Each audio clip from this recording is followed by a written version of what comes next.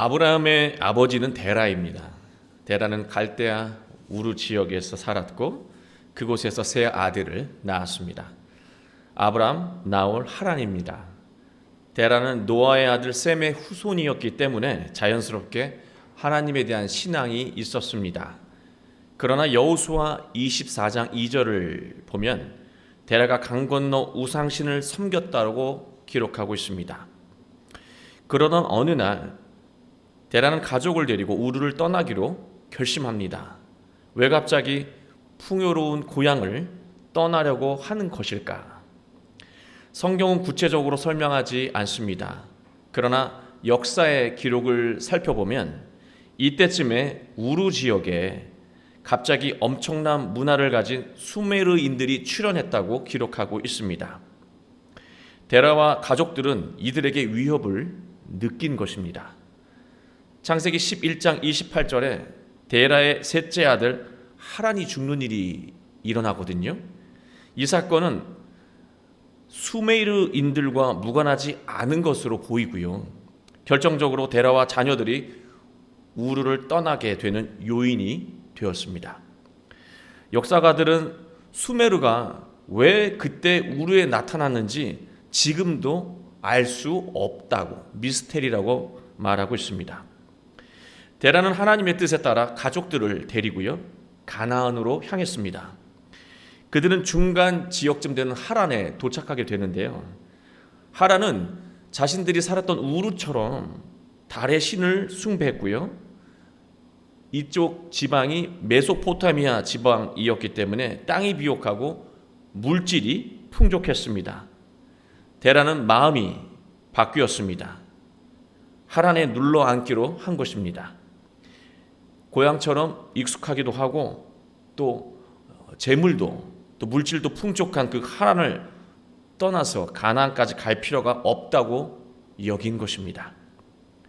그렇게 세월이 흘렀고 어느덧 아브라함의 나이도 75세가 되었습니다. 하나님은 아브라함에게 직접 찾아오셔서 약속하시며 복된 존재로 세우셨습니다. 이 말씀은 신앙적으로 또 신학적으로 매우 중요한 위치를 차지하는 말씀입니다. 하나님이 주시는 복은 아브라함에게만 해당되는 것이 아니라 아브라함과 같은 믿음을 가진 사람이라고 한다면 누구나 그 하나님의 복을 누리게 된다는 것입니다. 아브라함처럼 복된 인생을 당신이 원한다면 아브라함의 믿음을 가지고 살라는 거예요. 오늘 아브라함의 이야기를 통해서 복된 인생이 어떻게 이루어지는지 배우고요, 또 복된 인생을 향해 귀한 발걸음을 내딛게 되는 소중한 날이 되길 주님의 이름으로 축원합니다. 하나님은 아브라함에게 복된 존재가 될 수 있도록 말씀을 주셨어요. 그게 오늘 말씀입니다. 1절을 보면 고향과 친척과 아버지의 집을 떠나서 보여줄 땅으로 가라. 이때가 대략 어느 정도 시기냐면 4,500년 전쯤으로 보시면 될 것 같습니다. 굉장히 오래 전이죠. 아주 옛날입니다. 그리고 아브라함의 나이는 75세였습니다. 당시 이사한다는 거는요, 오늘날로 비교할 수가 없어요. 번거로운 일이 아니고요, 뭐 차가 없었다, 마차가 없었다, 그 정도가 아니라요, 생존과 직결되는 일이었습니다. 정보가 없는 시대, 새로운 곳이 살기 좋은 곳이라고 하는 보장이 없어요.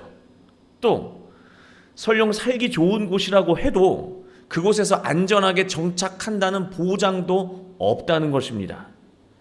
아버지가 잘 살고 있는 하란 땅을 하나님이 떠나라고 명령하셨을 때, 말씀하셨을 때 아브라함은 자신의 길을 여러 번 의심했을 것입니다. 이 죽으라고 하는 것인가? 당시 고향을 떠나게 되는 상황은요, 단 한 가지뿐입니다. 고향을 떠나는 상황은 단 한 가지뿐이에요. 목숨이 위태로울 때뿐입니다. 그러나 데라가 하란에 눌러 앉은 것을 보면 하란은 위험한 것은 아니었던 것으로 우리가 짐작할 수 있습니다. 세상의 이치로 보면 이런 상황에서 이사를 하는 것은 매우 미련하고 어리석은 짓이 되는 것입니다.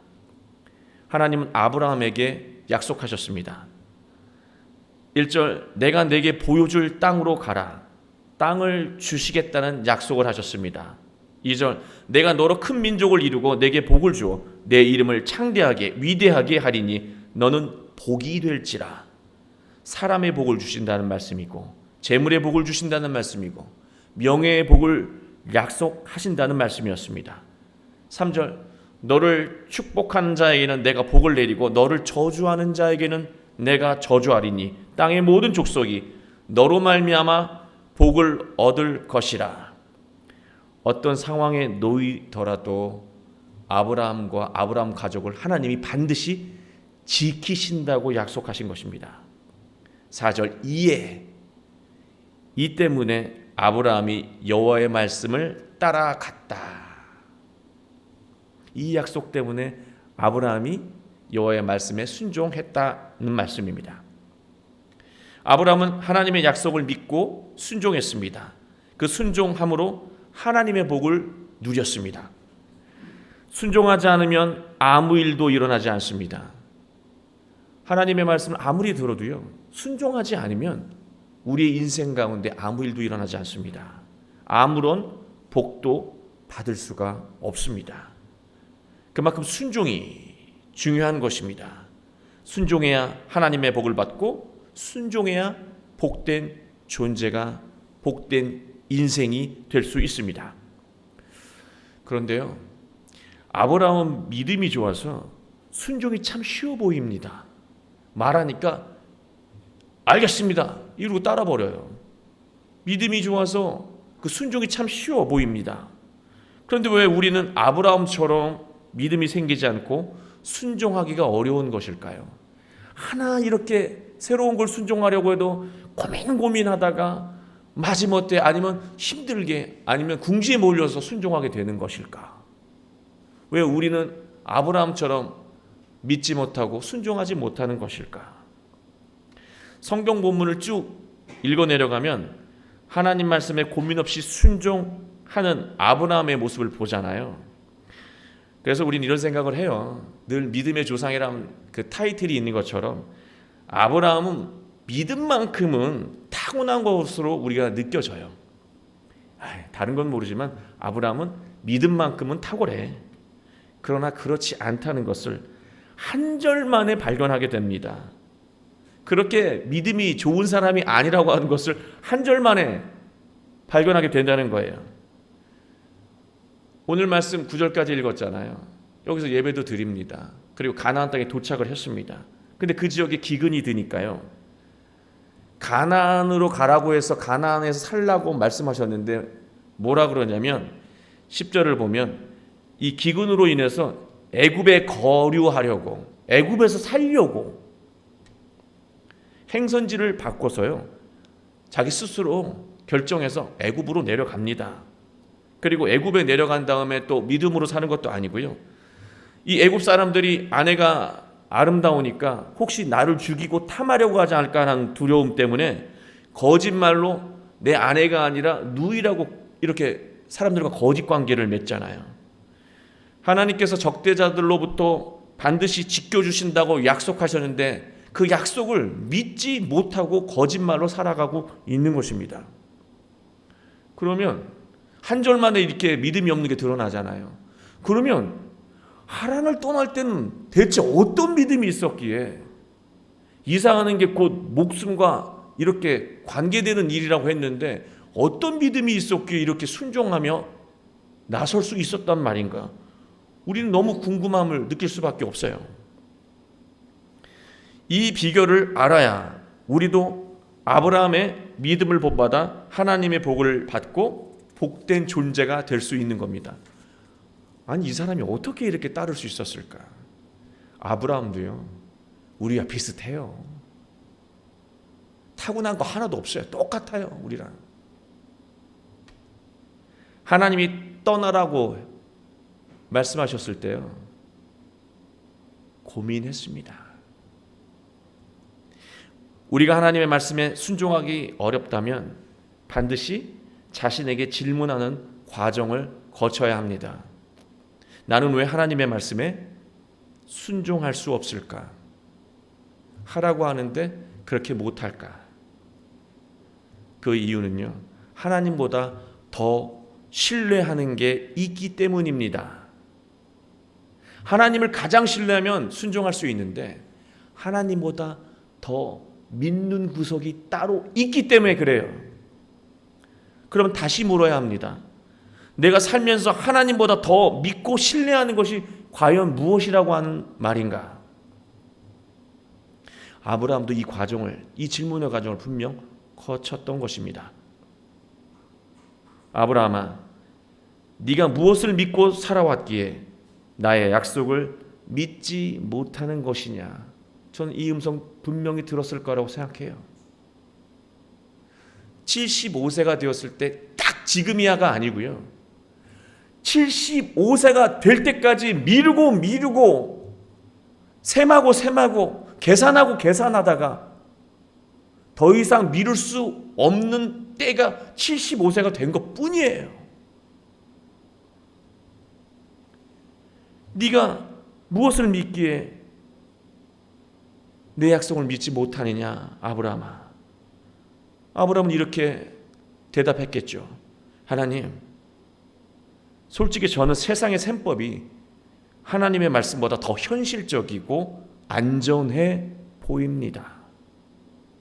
그게 솔직한 제 심정입니다. 그러냐, 아브라함아?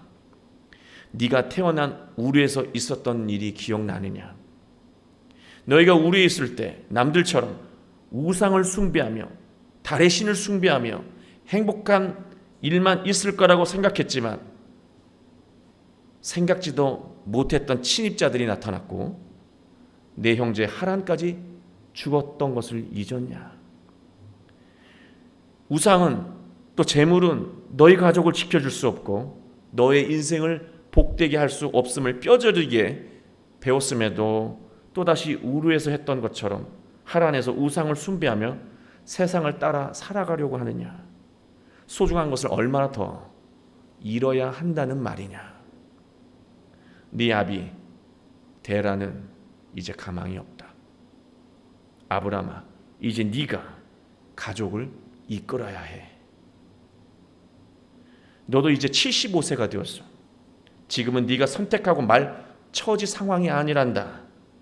너의 가족이 살 길은 나의 약속을 믿고 하란으로 떠나는 것뿐이야. 아브라함아, 지금 네가 두려움을 느끼고 있는 거 내가 잘 안다. 내가 항상 너와 함께하며 외부의 모든 적들로부터 반드시 너를 보호할 테니 나를 믿고 함께 떠나자.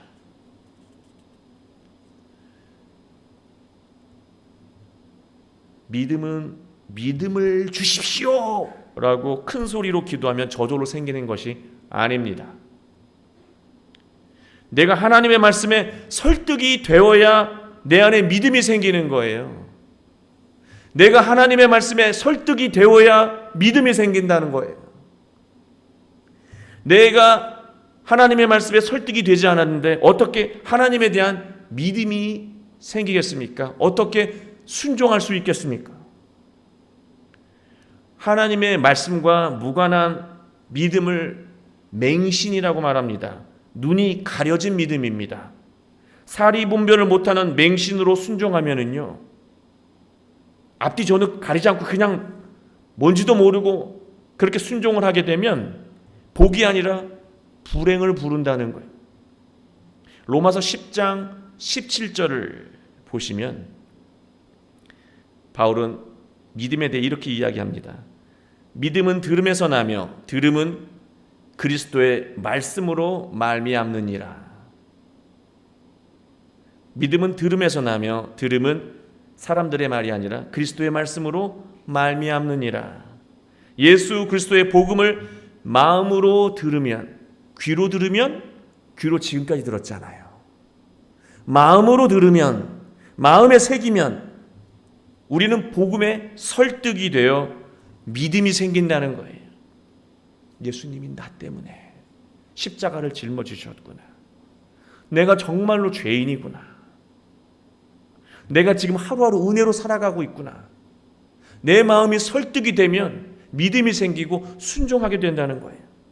우리가 하나님께 복을 받지 못하고 참된 행복을 누리지 못하는 이유는 간단해요. 하나님의 말씀에 제대로 순종하지 못하기 때문입니다. 들어도 순종하지 못하기 때문에 그래요. 오랜 세월 신앙생활을 했는데도 아직도 하나님의 말씀에 순종이 잘 안 되고 세상 일에만 관심이 더 많은 이유는 왜일까요? 하나님께 복을 받고 싶은 마음만 있고 예수님의 복음에 아직도 설득이 안 된 거예요. 그래서 순종할 만큼 믿음이 자라지 못하는 것입니다. 아브라함의 믿음은 불완전했습니다. 그러나 중요한 순간에 하나님의 말씀에 집중했고요. 그 말씀에 설득되어 믿음으로 결단하며 순종할 수 있었습니다. 좀 늦은 감은 있지요. 75세. 자칫 잘못하면은요, 우린 75세, 80세 죽을 때까지 말씀은 들었는데 믿음 없이 죽을 수도 있어요. 순종 없이 죽을 수도 있다는 거예요. 참된 행복 한 번 제대로 누려보지 못하고 세상을 떠날 수도 있다는 말씀입니다. 그렇다고 너무 냉정하게 우리가 하나님의 말씀에, 예수님의 복음에 조금도 설득이 되지 않았다, 설득된 적이 없다고 말할 수는 없어요. 왜냐하면 우리가 말씀에 감동하잖아요. 우리가 말씀에 은혜를 받잖아요. 그만큼 말씀에 설득이 되었다는 뜻이에요.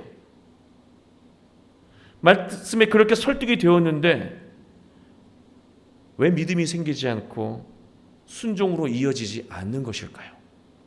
분명 우리도 설득이 된 적이 있어요. 그런데 왜 믿음이 생기지 않고 순종이 이루어지지 않는 것일까요? 철학자 슬라보의 지적은요, 이렇게 말했습니다. 분노한 다음 날이 더 중요하다.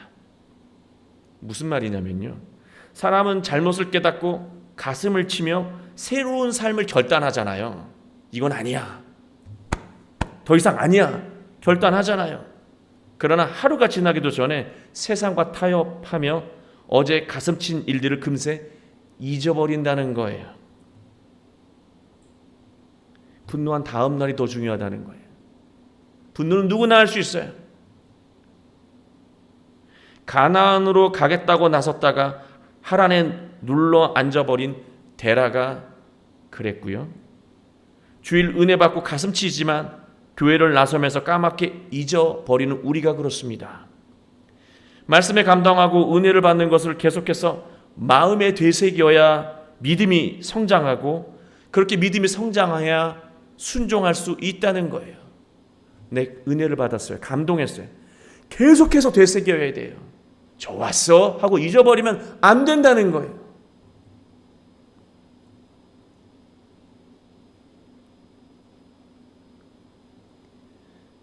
그래야 하나님의 복을 받고 복된 존재가 될 수 있습니다.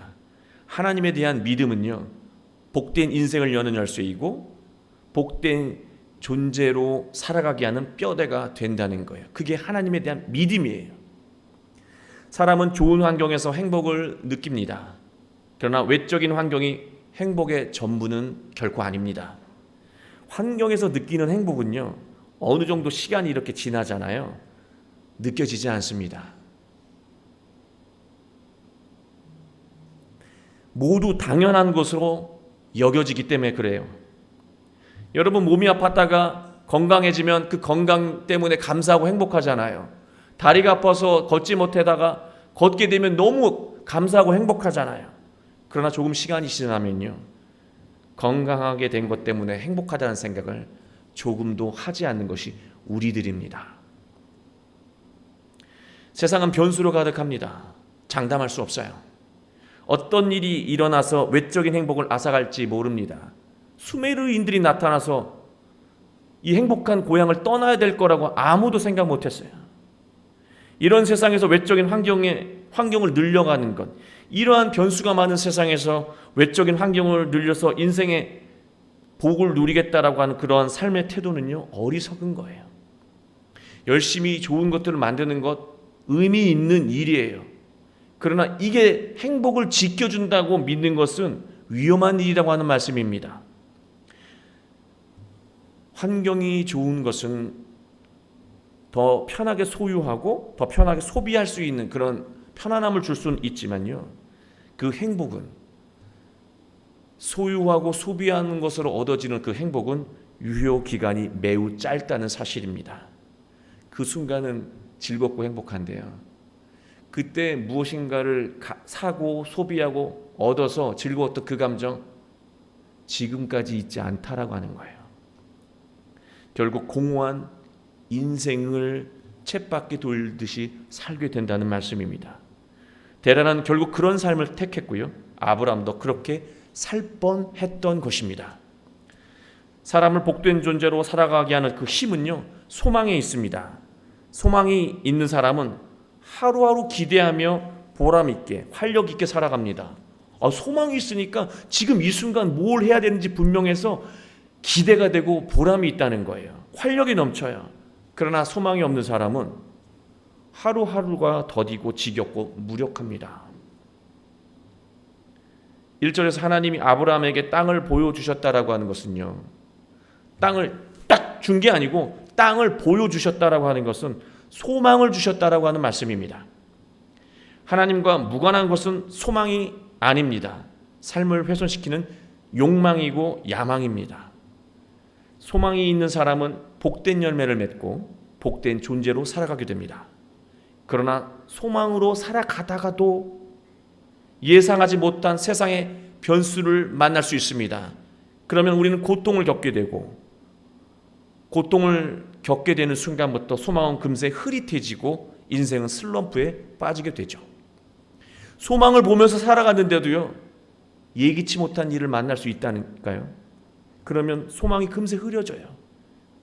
그리고 인생은 절망과 슬럼프에 빠지게 되는 것입니다. 어떤 상황에 놓이더라도 소망을 선명하게 볼 수 있을 때 우리는 복된 인생을 살 수 있어요. 어떤 상황에도 흔들리지 않고 계속해서 소망을 볼 수 있을 때 복된 인생을 살 수 있습니다. 소망은요, 믿음으로 선명해진다는 사실입니다. 하나님에 대한 믿음이 확고하면 환경에 흔들리지 않아요. 지금 어려워도요, 하나님이 지켜주시고 보호하시고 이끌어 주시고 능력을 주시고, 내 능력으로 부족하면 사람도 붙여주실 그 믿음이 있기 때문에 두렵지 않아요. 소망이 흐릿해지지 않아요.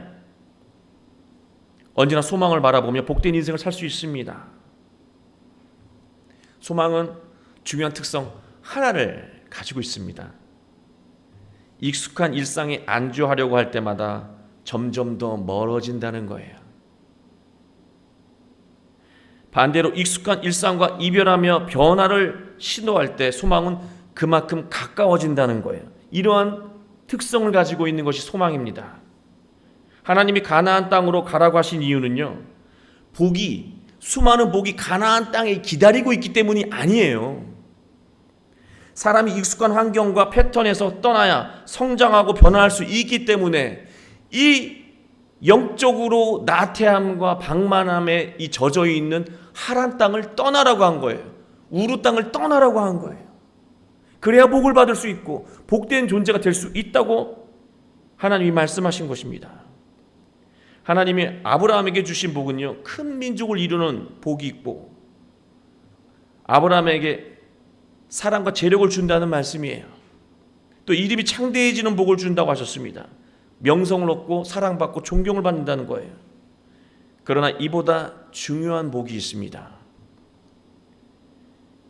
무엇을 받는 복이 아니라 무엇이 되는 복입니다.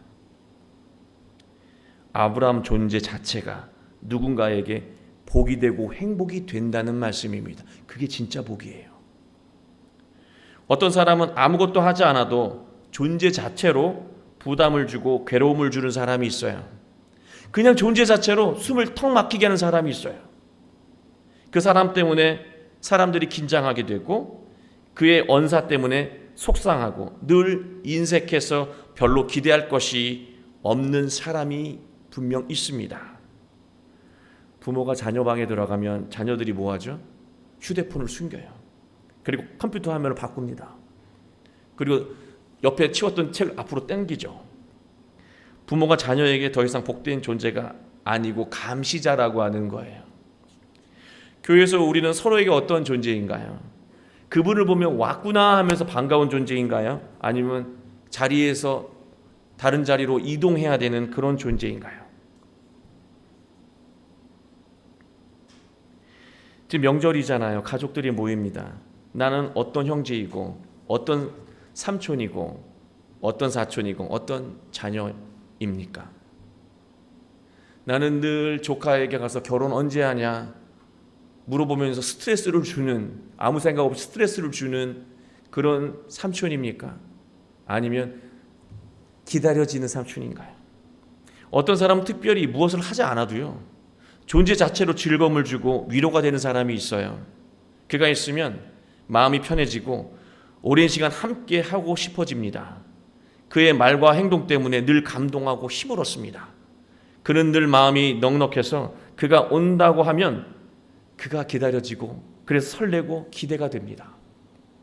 내가 이런 존재가 되고 여러분이 이런 존재가 된다고 한다면 상상만 해도 미소가 지어지지 않으십니까? 우리 모두 누군가가 기대하고 기다리는 사람이 되길 바랍니다. 그러기 위해서는 하나님의 말씀에 먼저 설득되어야 합니다. 세상의 방식이 아니라 하나님을 향한 확고한 믿음을 우리가 회복해야 합니다. 그 믿음을 회복하기 위해서 오늘도 우리는 예수님의 말씀에 집중해야 하고 예수님을 닮아가야 합니다. 하나님은 우리에게 복된 소망을 주시며 안주하며 나태하게 만드는 익숙한 환경에서 우리를 이끌어내 주시고 모든 사람에게 감동과 기쁨을 주는 복된 인생을 살아가도록 인도해 주실 것입니다. 여러분 모두 한가위 명절에 먼저 복된 존재가 되시고 어떤 상황 속에서도 복된 믿음으로 순종하며 복된 인생이 되어가는 여러분이 되시길 주 예수 그리스도의 이름으로 축원합니다. 기도하겠습니다. 아버지 하나님,